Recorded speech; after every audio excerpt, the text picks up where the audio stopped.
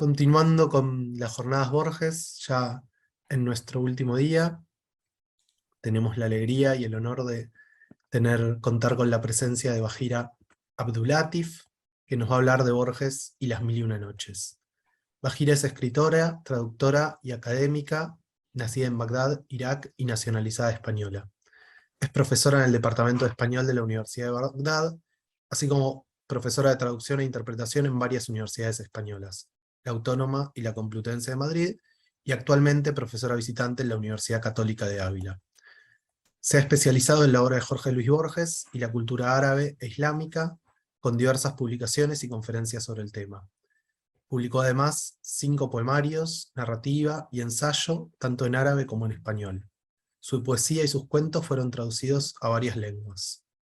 Es también coautora de más de 20 libros sobre diversas temáticas, investigadora de los feminismos árabe e islámicos, y traductora tanto del español hacia el árabe como a la inversa.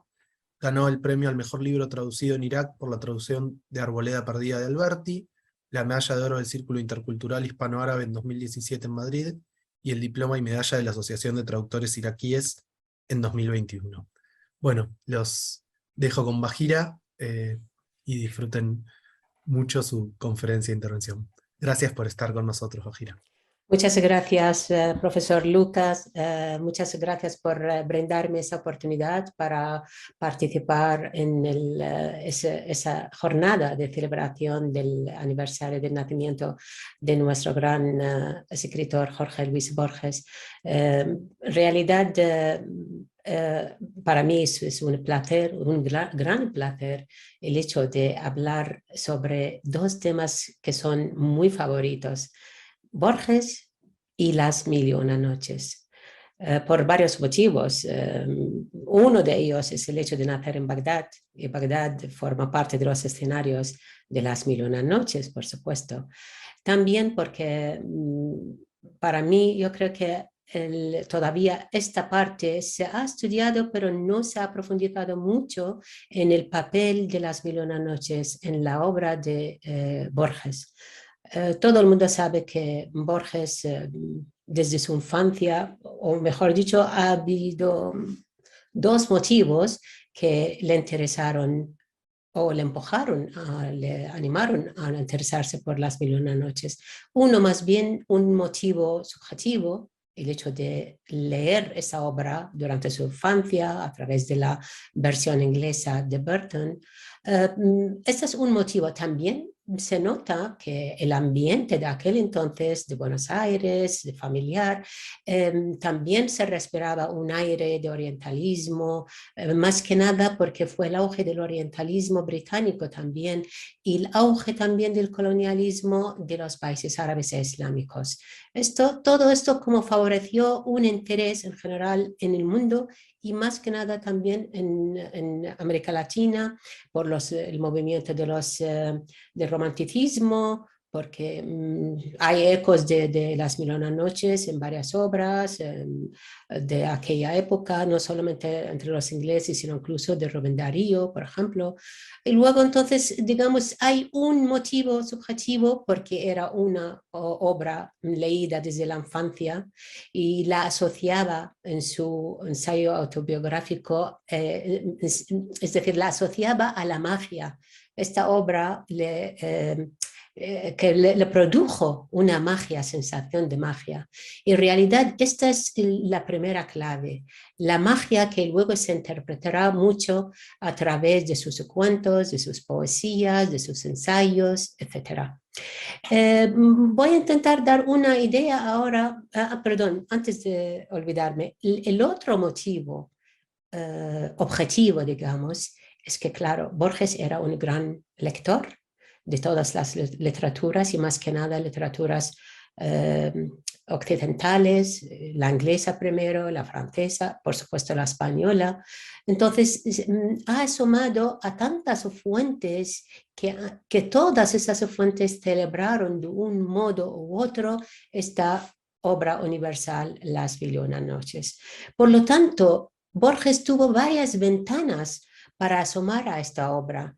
bien a través de las traducciones de los ingleses, desde Lane, Burton, etc. Y cada uno, y eso lo que luego le animó a hacer sus estudios sobre las traducciones de esta obra, comparándolas con, por ejemplo, la de Antoine Galland, la de Mardrus, de Littmann, es decir, en varias lenguas, en alemán, en francés, en inglés, incluso con español, porque sabemos que en español se produjeron las primeras traducciones de las 1001 noches en español a través, digamos, de Blasco Ibáñez, que la tradujo a través de la versión de Mardrus, pero luego vino también Rafael Cansinos Sassens, quien era el gran maestro de Borges, y Borges habló muy bien de esa versión de las 1001 noches en español, hecha por su maestro.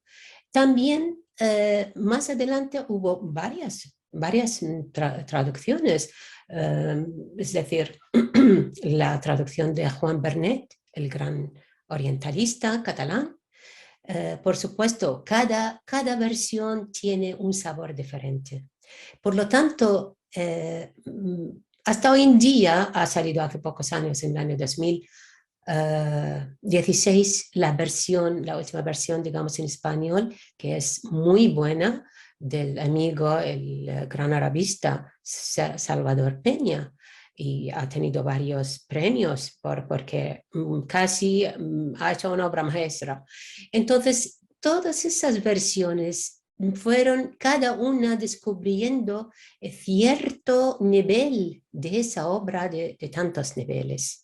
Y gracias al hecho de que Borges sabía tantas lenguas, entonces pude disfrutar de esta obra cada vez con un sabor distinto. Por lo tanto, pudo poner el dedo en la llaga cuando criticaba la versión, por ejemplo, de Antoine Galland, cuando también criticó la versión de Mardrus, del otro, de Lane.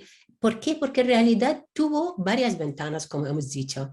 Solo yo siempre pienso, digo, qué pena que Borges no supo el árabe, porque hubiera descubierto todavía muchas más facetas, porque hay algo que se pierde en la traducción.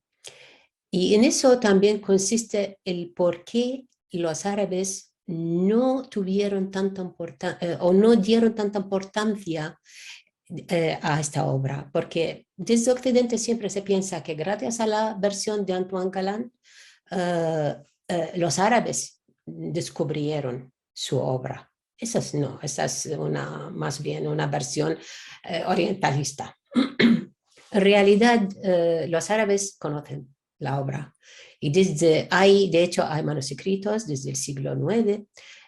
Hay obras de grandes críticos literarios, de escritores, como al-Mas'udi, Ibn Nadim, Ibn Hayyan al-Tawhidi, y a propósito, todos esos fueron mencionados de una forma u otra por Borges. Mencionaron esta obra desde el siglo 9 y 10 y 11, entonces no es una obra desconocida. Y luego, esta obra circulaba más bien entre el pueblo. ¿Por qué? Porque habla con un registro de lengua árabe popular. Y esto no se ve en las traducciones. Es decir, los árabes lo consideraron como un arte menor. En este sentido, la narración, porque habla de varios registros. Es verdad, hay un registro oculto, pero hay el de un pescador, hay de un obrero, es decir, de varios niveles. Por lo tanto, no sé hasta qué punto esto se distingue o llega a los lectores occidentales, cada uno en su idioma. Por lo tanto, sí, vuelvo a repetir que los árabes conocían esta obra, pero, y de hecho lo dije en más de una ocasión, que esta obra, estos cuentos, muchas las oíamos de las bocas de las abuelas y abuelas de abuelas, es decir, se transmitían oralmente, porque en realidad la cultura árabe empezó oral y hasta hoy en día hay lo que se llama cuentacuentos, los que narran por las noches. Es decir, ese es un arte, el arte de narrar oralmente. Y luego, claro, hay manuscritos que se han encontrado. ¿Qué hizo Borges con esta obra? Antes me gustaría echar un vistazo sobre cómo ven, qué es esta obra y cómo la ven los árabes y cómo la ven los extranjeros, los especialmente estudiosos de Borges.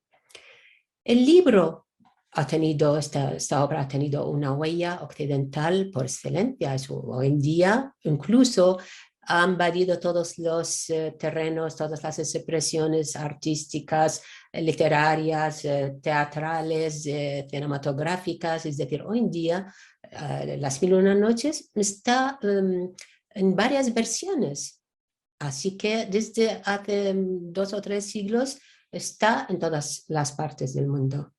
Pero también ha llegado a los mejores escritores, los mejores poetas, y todos han sacado provecho de esta obra.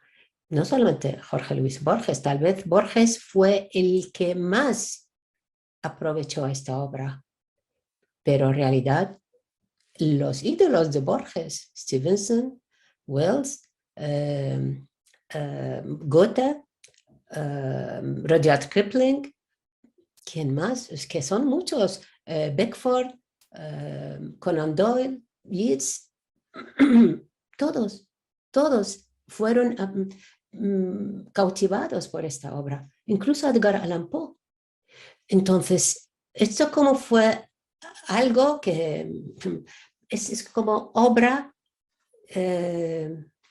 cotizada por los mejores o leída, apreciada por los mejores autores.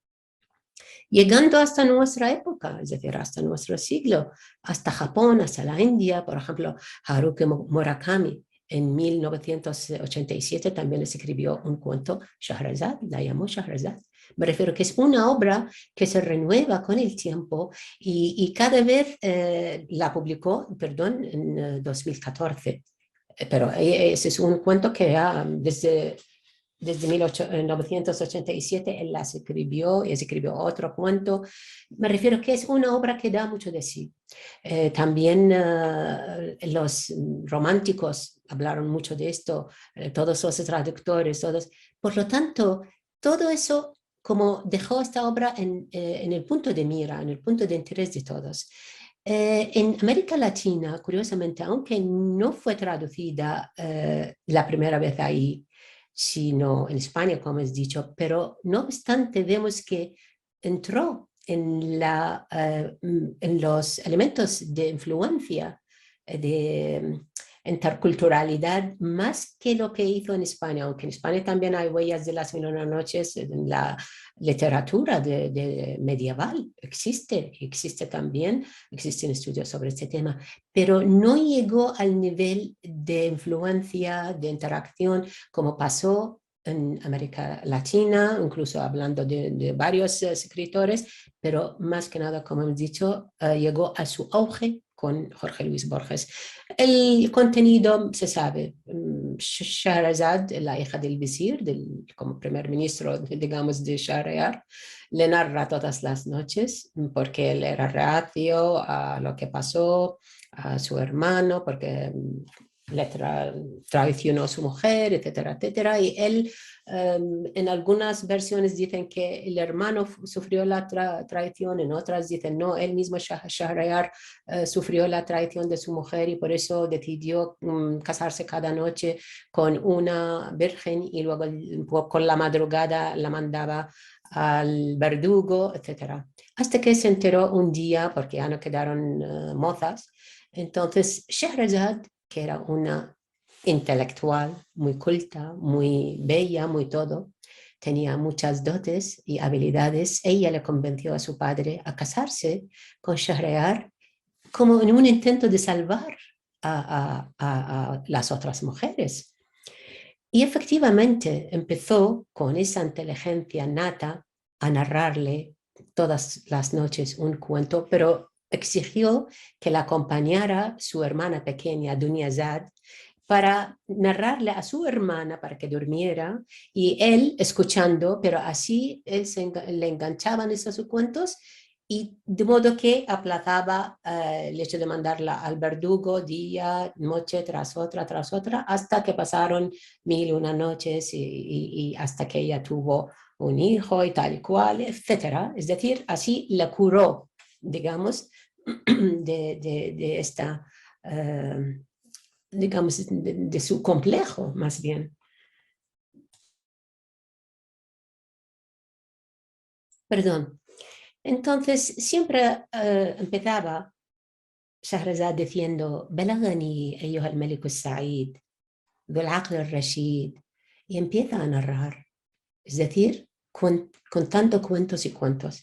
Como dice el crítico, el escritor inglés Chesterton, dice que no ha pasado en la historia de la humanidad un libro que demuestra la autonomía, digamos, del arte como Las Mil y Una Noches, porque en realidad esta obra presenta un reconocimiento del orgullo y del arte, de su poder total, y también demuestra que solo con el arte, o que el arte es la única alternativa de la vida. ¿Por qué decimos eso? Porque en realidad Las Mil y Una Noches contiene todo. Tiene el amor, tiene el odio, tiene la vida, la muerte, la fidelidad, la traición, las aventuras, lo real, lo fantástico, fenómenos sobrenaturales, cuentos de hadas, de genios, tiene de todo. Es decir, en Las Mil y Una Noches se encuentran muchos arquetipos, muchos mitos, muchas emociones, y luego también hay el hecho de estar abierta esta obra. ¿Qué quiere decir con abierta? Abierta al tiempo, porque en realidad ha habido varias versiones. Muchos decían que esta obra es de origen persa, pero no tiene nada que ver, porque la de origen persa es Hezar Afsana, y habla Borges de eso también, pero lo deja como dudando, porque en metáforas de Las Mil y Una Noches, su poema, se puede encontrar todo lo que él piensa sobre esta obra. Muchos aspectos, entre ellas el hecho de pensar y de mencionar a árabes y persas, porque es verdad que narra episodios que pasan, que tienen lugar en Persia, pero también en la India, la China, en un montón de lugares y sitios y islas. Pero el origen, hay otra obra que se llama Hazar Afsana, pero esta es una obra árabe por excelencia. Y luego, de hecho, la elaboración de esos cuentos pasa o tiene lugar en Bagdad, en el Cairo y en Damasco. Allí. Y por lo tanto, porque claro, hay muchos estudios lingüísticos sobre el estilo, digamos, de esta obra. Y las palabras de Las Mil y Una Noches, muchas de ellas, hasta hoy en día, yo como era aquí, las distingo, digo, anda, sí, esto es lo que decimos coloquialmente en Irak, porque en realidad son palabras, algunas de Egipto, algunas de Siria, pero no hay algo de Persia ni de la India, pero sí recoge relatos inspirados en estos sitios geográficos. También ha habido varios manuscritos, es decir, no un manuscrito, porque antes de la imprenta muchos se escribían esos cuentos. Y por lo tanto había unas versiones incompletas hasta que digamos, llegaron a un libro, digamos que la versión más oficial ahora es la de Bulaq, la imprenta del Cairo, la primera imprenta de piedra que en su momento Napoleón la llevó en su invasión a Egipto. Entonces, esta fue, digamos, la primera versión que se supone es completa, pero según los estudios todavía hay varias versiones. Vamos. Y otra cosa, los traductores eligieron los cuentos, claro, vamos a decir algo. Otra cosa que dice Borges, dice que los árabes no disfrutaron tanto de esos elementos mágicos porque tienen mucho en su literatura, que no es ninguna novedad para ellos, y tiene razón, porque los árabes, si desde niños nos cuentan esos cuentos, al final estamos mucho más familiarizados. Y Occidente eligieron, desde Antoine Galland hasta otros, eligieron, algunos favorecieron algunos cuentos, otros no, omitieron otros, añadieron otros. Por lo tanto, está como perdida la cosa. Hay tantas versiones y cada uno añade por su cuenta, y eso es lo que ha hecho Borges también. Ha añadido, ha modificado. Luego vamos a ver en la parte que dedico a en qué sentido le ha servido las y una noches esta obra a Borges para enriquecer su herramienta literaria. Se ha estudiado la obra de Borges y las Mil y una noches a través de varios estudiosos árabes. Primero, yo creo que fueron los egipcios a través de las versiones, es decir, originales españolas. A la vez, los marroquíes, pero los marroquíes lo hicieron siempre traducido todo a través del francés.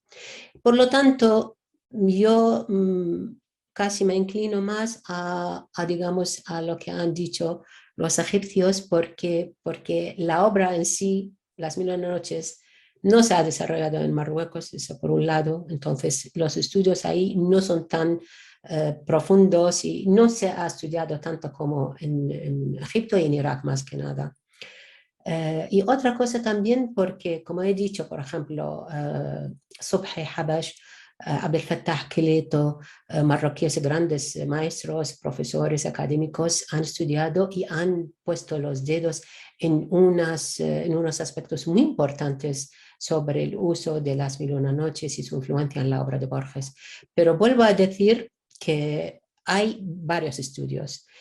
Hasta hoy en día hay estudiosos, entre ellos soy yo, humildemente, pero estamos todos de verdad perdidos en dos laberintos: el laberinto de Las Mil y una noches y el laberinto de Borges, porque son dos temas colosales, y vamos a ver ahora por qué. Como hemos dicho, es un libro infinito.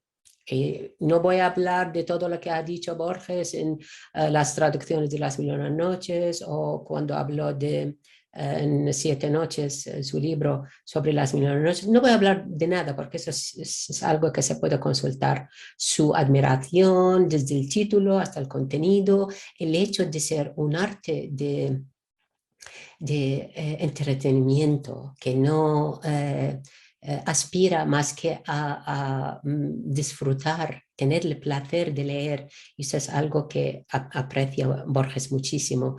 Y luego el hecho de ser un libro infinito, también eso no acaba, empieza con la humanidad y seguirá con la humanidad.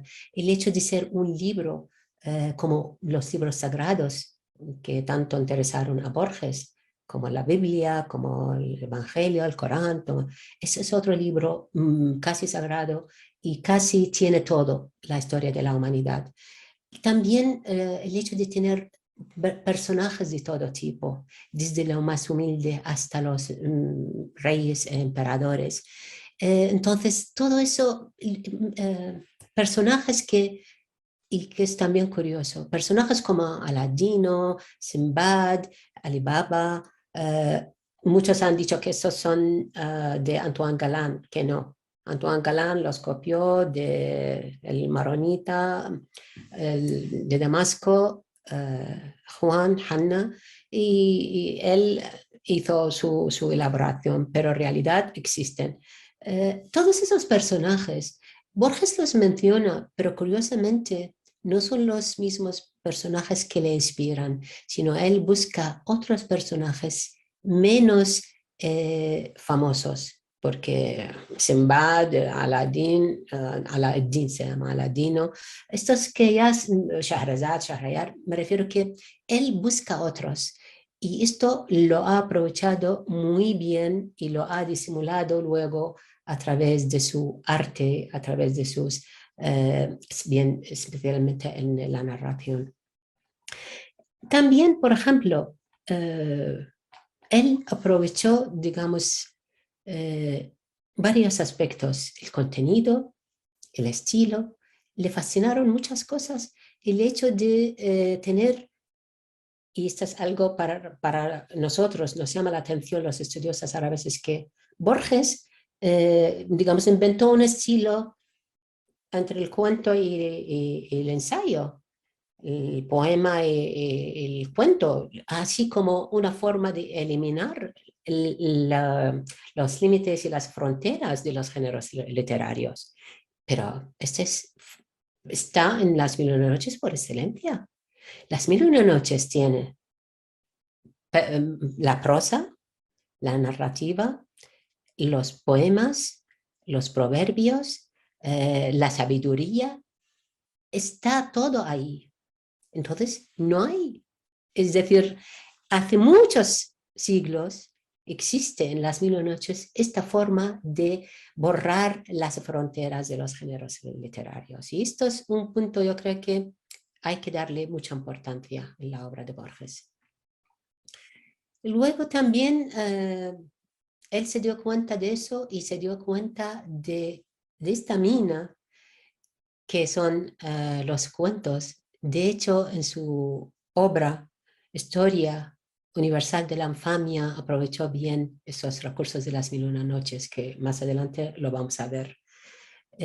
Gracias al hecho de dominar el inglés, porque era bilingüe, el hecho de tener una herramienta fundamental que es la Enciclopedia Británica, porque copiaba muchas cosas, se traducía muchas cosas, entre ellas cosas de Las Mil y una Noches, cuentos, ¿vale?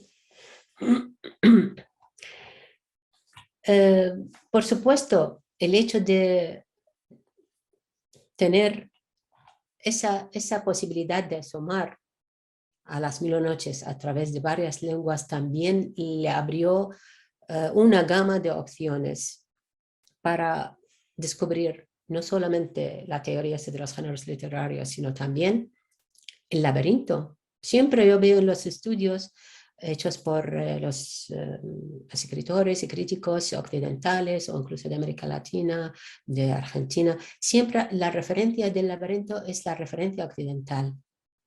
Mientras que para nosotros Las Mil y una Noches es un gran laberinto, porque empieza Shahrazad a narrar un cuento y antes de salir del cuento enlaza con otro cuento, entra en otro, lo que luego se formuló de la teoría de los, ¿cómo se llaman? Esos juguetes rusos, ¿no? O ¿cómo se llaman? Muñecas rusas. Y luego la teoría del teatro en el teatro, todo eso viene de ahí, es decir, llegando hasta que Borges dejó un enigma la noche número 612, cuando dice que es muy inquietante el hecho de ver que Shahrazad narra la historia, su propia historia a Shahrayar. Y sobre esto han empezado todos a hacer conjeturas, los estudiosos de Borges, y todavía yo creo que no han dado con la verdad. Hay varias teorías a propósito, que igual puedo citar algunas, pero otras estoy guardándolas para un estudio amplio que estoy elaborando. Porque algunos decían que él inventó esto, otros dicen no, existe esta noche, pero con otro número.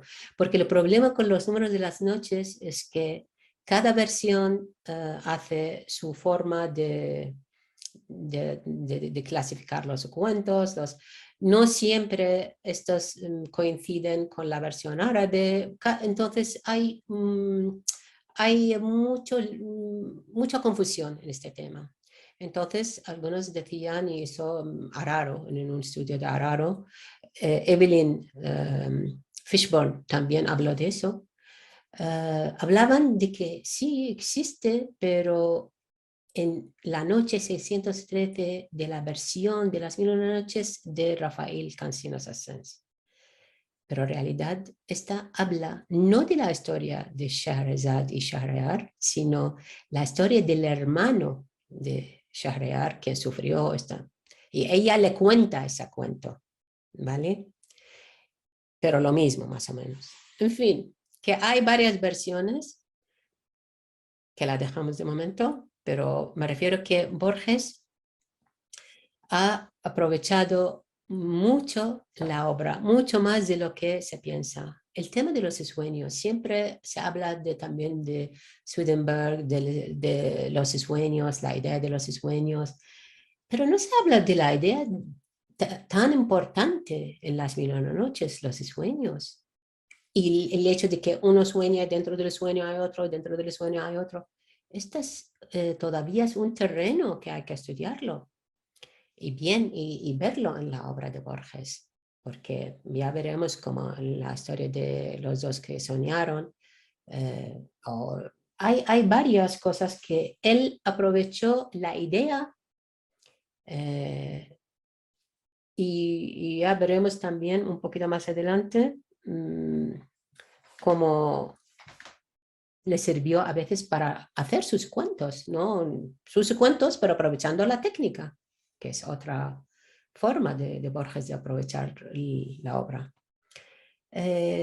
También siempre se representa las 1001 noches como el cosmos, como el universo, y casi se pierde el límite entre el sueño y la realidad. Siempre. No se sabe en algún momento dónde está el sueño, dónde está la realidad, dónde está la muerte y la vida, donde hay muchas cosas. Aquí voy a hacer una reflexión aparte. Esta obra también está plagada de palabras obscenas y de pasajes un poco salidos de tono. Por lo tanto, veían muchos que esta es una obra, digamos, un arte menor porque demasiado, demasiado como abierto, textos hablan con toda de la realidad cruda, de las relaciones humanas, de las relaciones sexuales de un modo crudo. Y por lo tanto también hubo versiones, por ejemplo, Capadas han liquidado todas esas palabras, incluso en árabe, para no ofender, digamos, la moral, las sociedades conservadoras. Este aspecto no le llamó la atención a Borges. Y de hecho, lo decía en su infancia, decía que yo me quedé con la magia. Ese para él era magia. Y no se dio cuenta de este aspecto casi pornográfico en algunas páginas, porque para él le fascinó la fantasía que tiene, que encierra. Y hasta el final, él se ocupó de estudiar aspectos de filosofía, el sentido existencialista de la vida que existe, de muchos aspectos mucho más serios que el hecho de parar en ese aspecto del libertinaje, de no sé qué, no. Mientras vemos que incluso a escritores, grandes escritores, les llamó de las 1001 noches ese aspecto, lamentablemente, ese es uno, pero hay un montón y este es un punto, otro aspecto a favor de Borges, porque Borges con su bagaje filosófico, con su forma de pensar tan profunda, no iba a quedarse en la superficie, por supuesto. Entonces, ¿de qué forma se representa esta obra? Hemos dicho según uno de los estudiosos Habashi, él decía que Borges mencionó esta obra más de 70 veces. Por supuesto es difícil, porque yo he escuchado un montón de conferencias, de charlas de Borges en la tele, en foros universitarios, y siempre mencionaba esta obra. Pero en su obra escrita se supone que más de 70 veces. Yo, vamos, apostaría que la ha mencionado mucho más. Es verdad que la gran obra fue esa, la noche de lo que mencionó sobre las 1001 noches, y habló de Oriente y de todos esos pensamientos como una obra oriental por excelencia. Y también en los traductores de las 1001 noches dedicó ese ensayo maravilloso, porque en realidad requiere una paciencia y de un amor para poder hacer ese trabajo. Es muy difícil comparar, pero porque él tenía esas versiones, pero es muy difícil porque casi uno tiene mareo cuando empieza se mete en los mundos de las 1001 noches, empieza a marearse. Por lo tanto, ha hecho un trabajo colosal. También él aprovechó esto según, como hemos dicho, Habashi y otros estudiosos, dicen que él aprovechó la obra a través de tres formas, digamos, o a través de referencias culturales quiere decir a través de sus ensayos, lo que hemos dicho ahora, sus reiteradas menciones en sus conferencias, en sus charlas, porque sabemos que Borges también dio muchas charlas, muchas conferencias en las universidades, o incluso en Buenos Aires desde los años 40, cuando más o menos le hicieron esa faena de la biblioteca, cuando tuvo que dejar su trabajo. Entonces, cuando empezó desde un tiempo, desde los años 30 empezó su interés, pero en los años 40 habló mucho también sobre esa obra. También otro nivel, digamos, de usos es el hecho de tener la obra, pero a través de referencias distorsionadas. Esto lo hemos visto en varias obras, como cuando pone, por ejemplo, lo hizo desde su libro Historia Universal de la Infamia, cuando, por ejemplo, pone una nota que esta la he sacado de la versión de Richard Burton, de las 1001 noches, en tal nota de pie, etc. A veces sí, a veces no, a veces son menciones falsas, torsionadas, cambiadas. A veces eso también se puede documentar, pero ahora estoy hablando más o menos sobre la marcha, pero todo está documentado, ¿sí? Y esto, por ejemplo, por no ir lejos, en la historia de los dos que soñaron, Borges existe esta historia en las 1001 noches, pero se llama el cuento del hombre de Bagdad que sufrió bancarrota o algo así. Entonces, ¿qué hizo Borges? Cambió el sitio. En vez de Bagdad lo hizo en el Cairo. En vez del Cairo pone Persia.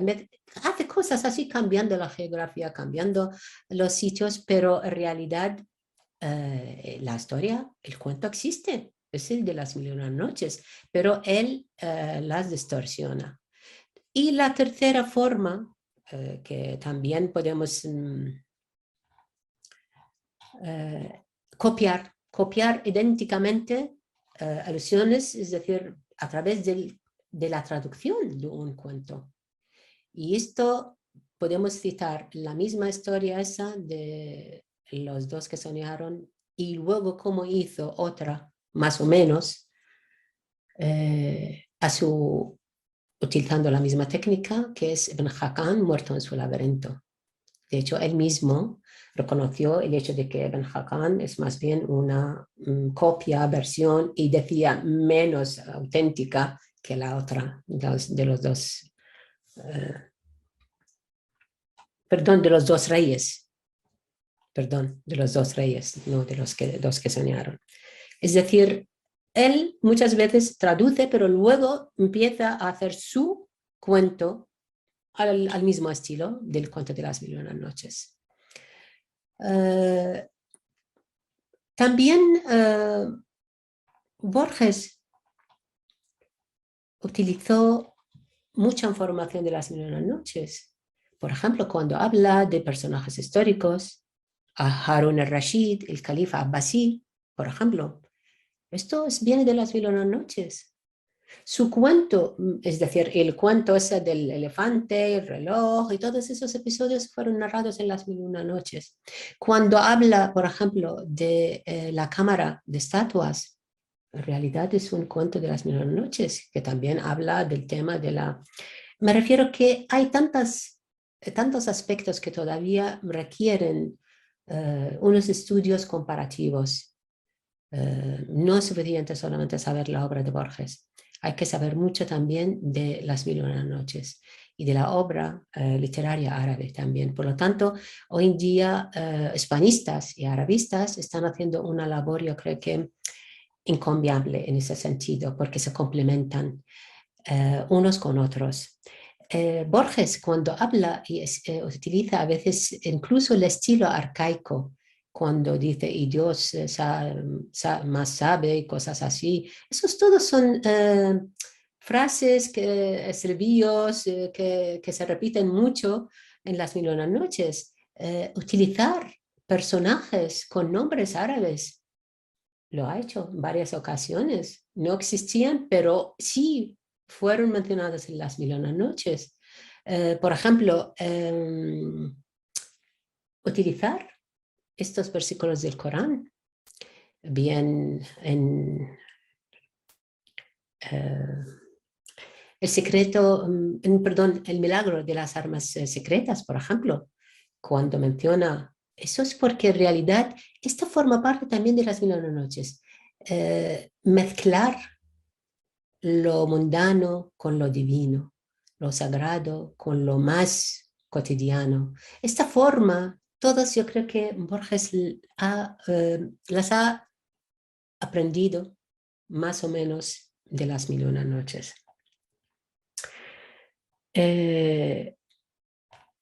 Me atrevo a decir que hay varios aspectos, el hecho incluso de la reiteración de muchas cosas, el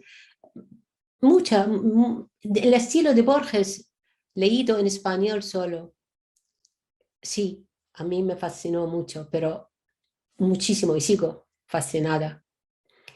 Pero ahora mi fascinación es mayor después de haber encontrado esos vínculos con las 1001 noches y con otras obras árabes, porque Borges leyó otras obras árabes a través de los arabistas, a través de los orientalistas, pero ahora porque veo qué genio el hecho de poder sacar de esa obra realidades como él, para él, el cual libro casi llega a ser sagrado. Y este libro roza lo sagrado porque tiene todo. Todo sucede en las 1001 noches y todo tiene cabida. Entonces, por lo tanto, mi admiración es mucho mayor ahora. Las primeras muestras sobre este tema vino de la mano también, hay que mencionar la gran arabista Luther Baralt, que también ha hecho muy buenos esfuerzos en ese sentido. Pero todavía hace falta mucho más, mucho más. Al final, como he dicho, Las 1001 noches era como el libro favorito de Borges desde la infancia hasta el último día, cuando narra María Kodama el hecho de tener ganas de aprender el árabe durante su última estancia en Ginebra. Yo creo que en el fondo quería leer, le apetecía leer aunque sea un fragmento de las mil y una noches, porque seguro que para él le significaría mucho el hecho de poder leerlo en árabe. Y él expresó esa idea, ese anhelo de saber árabe también, y lamentaba el hecho de no saber el árabe a la hora, y por eso también, aunque eso le vino a favorecer porque tenía que comparar varias versiones de un mismo texto literario árabe en inglés, en francés, etc. Y luego también aprovechó las mil y una noches cuando empezó a escribir su primer cuento, El Sur, cuando habla del personaje que estaba feliz con su versión de las mil y una noches. Es decir, lo ha aprovechado muchísimo, muchas veces. Lo aprovechó, como he dicho, en la historia universal de la infamia, aparte de la Cámara de las Estatuas, Historia de los que soñaron, El espejo de tinta, el Mokanna. Es decir, hay un montón de temas que en realidad fueron rescatados de las mil y una noches. ¿Y acaso el libro de arena no es otra metáfora de las mil y una noches? El libro de arena que no tiene principio ni fin, todas estas cosas yo creo que Borges las sacó, se inspiró en esta obra. Y yo creo que para asomar más a la obra, o digo, a la influencia de las mil y una noches, nos viene muy bien leer su poema Metáfora de las mil y una noches, porque aunque se ha mencionado mucho, pero en esta da pistas de qué significa para él las mil y una noches. Y yo os recomiendo a leerla con cierta atención y cierto cuidado. Hemos dicho que hay varios aspectos que no quiero revelar ahora porque los guardo para mí, con vuestro permiso, para publicarlos, pero yo creo que al final tengo una metáfora así. Scheherazade había leído infinidad de libros, se supone, en su momento. Conocía las historias, conocía leyendas de los antiguos reyes, conocía la vida de los pobres, de los, ¿cómo se llaman? Gamberros, de todo. Tenía una visión de toda la vida. Una visión con todos con el aspecto negativo y el aspecto positivo de la vida. Y era como una sabia de su tiempo, de todos los tiempos casi, ¿no? Por lo tanto, los estudios sobre Scheherazade son infinitos en árabe, en todas las lenguas, y cada vez se descubren otras cosas. Y en este sentido me gustaría pensar que Borges también lo era, y lo es. También nos invita a infinitas lecturas de sus obras, a infinitas reflexiones, estudios, y como rezan los cuentos de las mil y una noches al final, Scheherazade siempre con la madrugada, siempre le dice وهنا أدرك شهرزاد الصباح فسكتت عن الكلام المباح. Es decir, cuando llega el alba, Shahrazad se calla porque ya para mantenerla enganchado para otro cuento.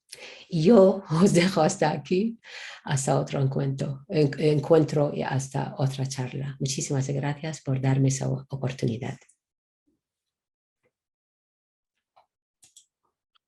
Bueno, Ajira, muchísimas gracias. Un verdadero placer escucharte. eh, Escuchar no solo tu erudición académica, sino bueno, esto que decías de esos cuentos que también se transmitían de abuela a abuela y escucharte este final en árabe, que siempre queda una historia más, ¿no? Y me gustó mucho Sí. esto de pensar que tanto Borges como Las Mil y Una Noches siempre aguardan que sigamos leyendo, ¿no? Sí, Son sí, sí, sí. lecturas infinitas. Muchas gracias. Bueno, gracias, Ajira. Gracias. a todos y Gracias por todas. su atención. Muchísimas gracias. Hasta la próxima. Hasta la próxima. Adiós, adiós.